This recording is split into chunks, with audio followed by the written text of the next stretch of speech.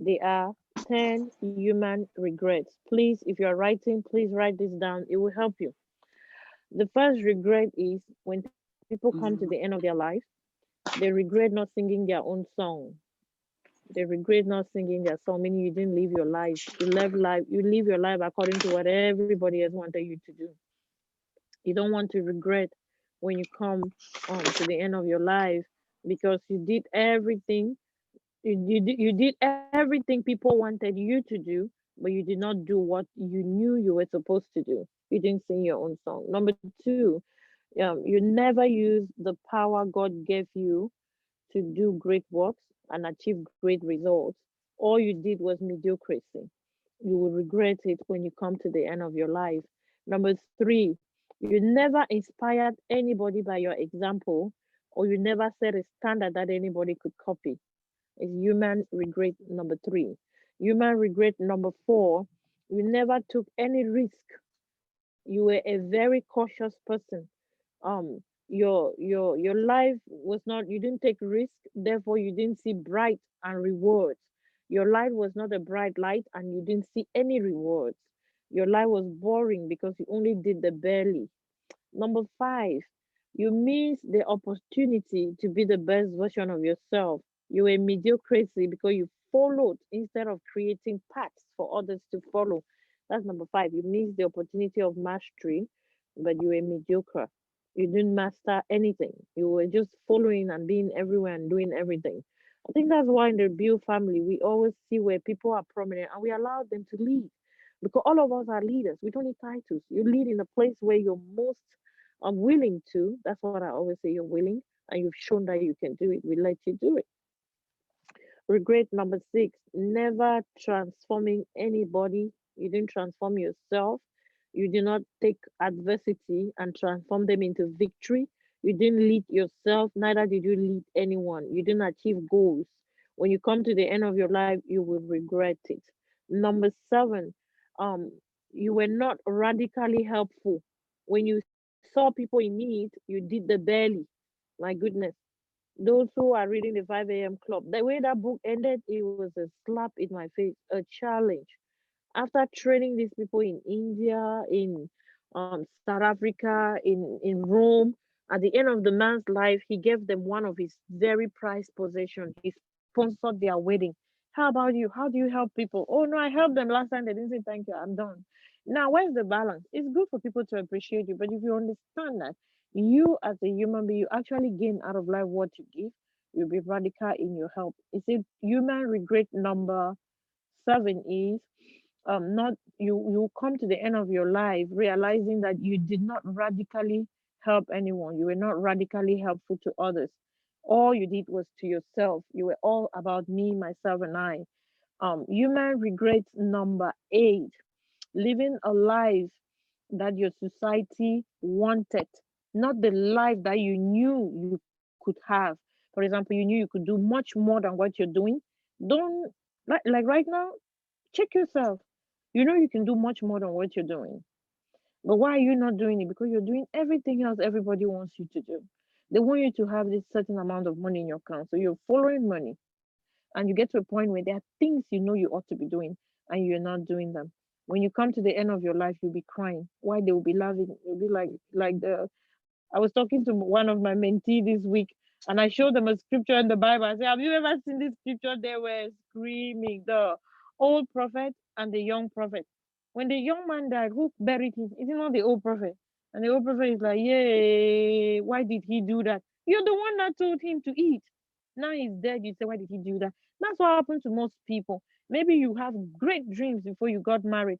And you marry this one man that will want to tie your leg and your hand, tie your mouth, or put situations in your mouth, or a woman that is always me, myself, and I. You say, oh, let's try. Oh, no, no, no. The children don't, never sacrificing. By the time you die, they will tell the whole world that you were the selfish woman. Meanwhile, they were the problem. Or you were the selfish man. Meanwhile, they were the problem. What are we saying? Know that there's an expiration date on your life. Do things that when you exit, you will not regret. So, human regret number eight is living the life society wanted, not the life that you wanted for yourself.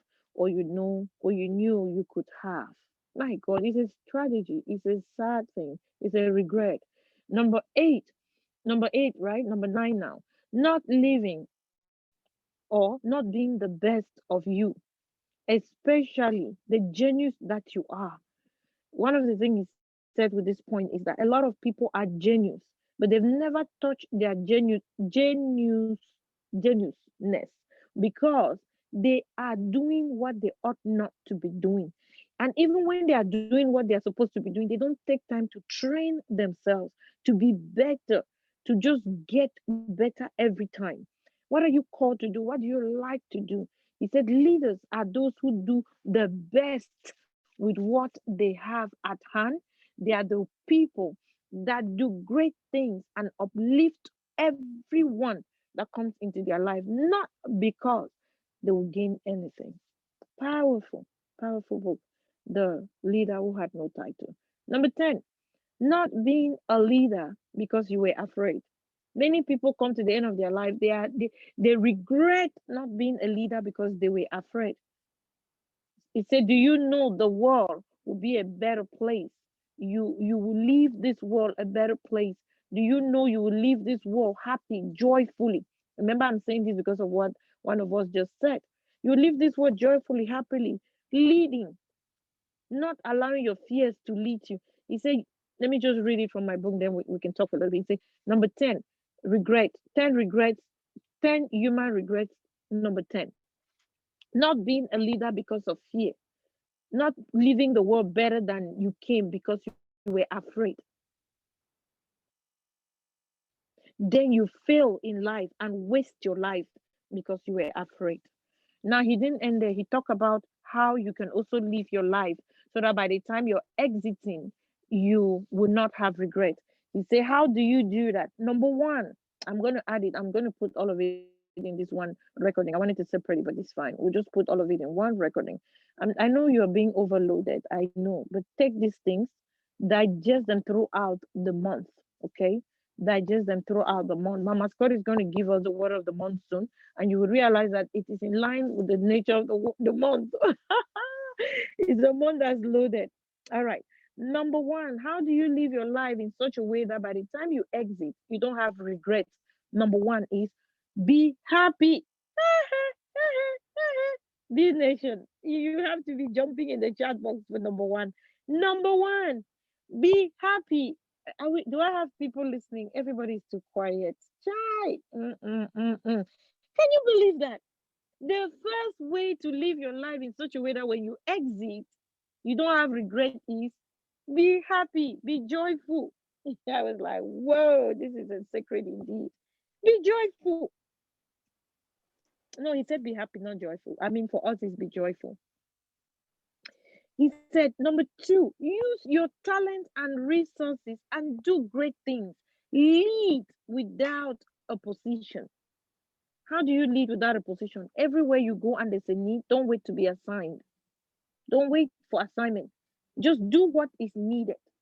Don't wait for an assignment. Okay, I'm not the leader here. I don't have the title of the pastor, so I can't be helping. No, you do it. Number two, how do you live your life so that when you die, you will not regret? He says, set a standard of excellence. Make sure everything you do it with all your heart. Refuse to be a mediocre because when you're not, when you die, you'll be smiling. You give the world the best.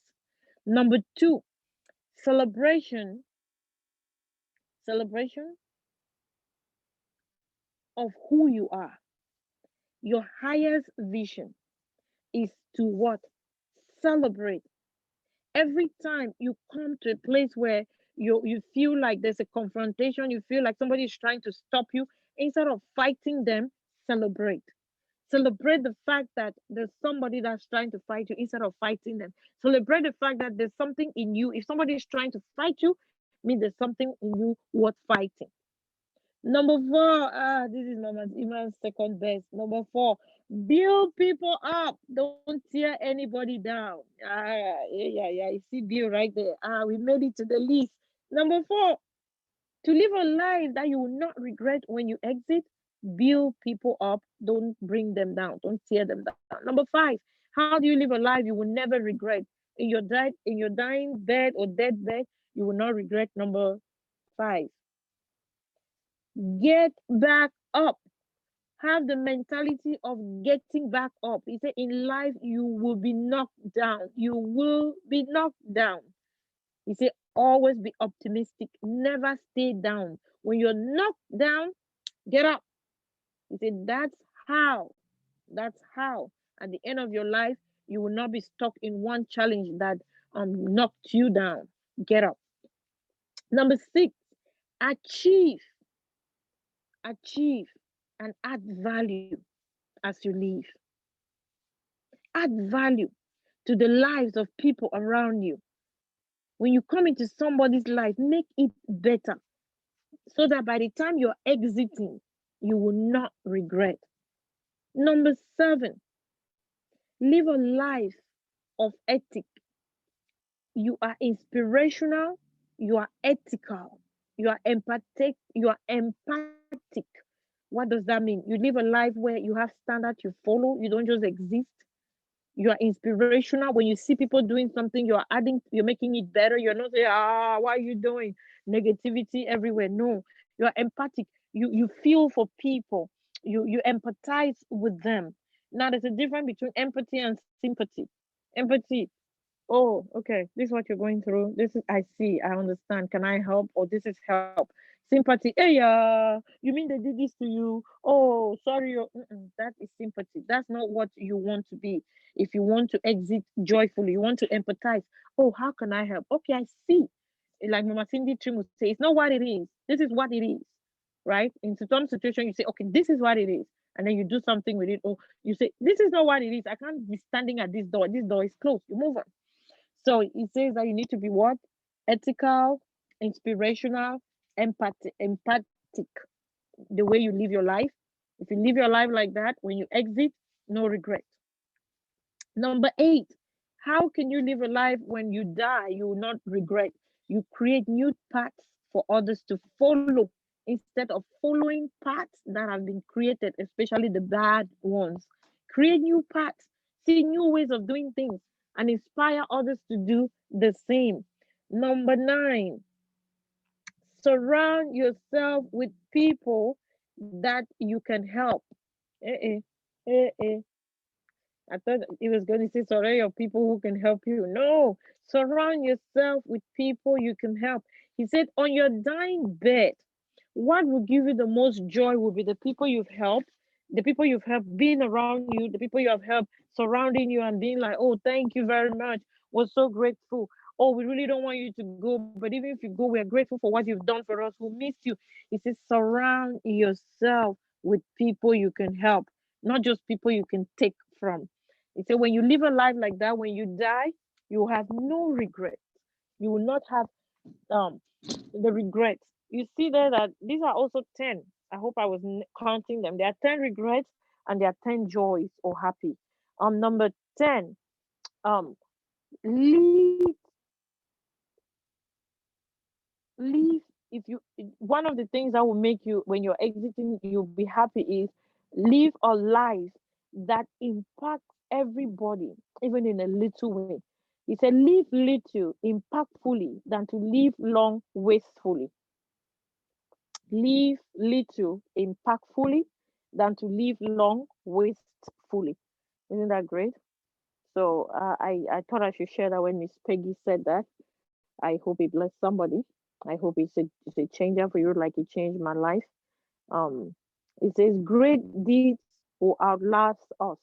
Our great deeds will outlast us.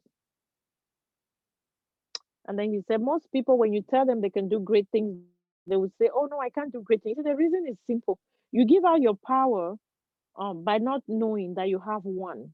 Every time you think I don't have the power to do that, you've already given out your power. You say, hold on to your power. You can do much more than you think you can do. You just need to take the first step. And the first step starts with leading yourself, having standard for your life and living by them. All right, that's enough for today. Okay, hope you learned something.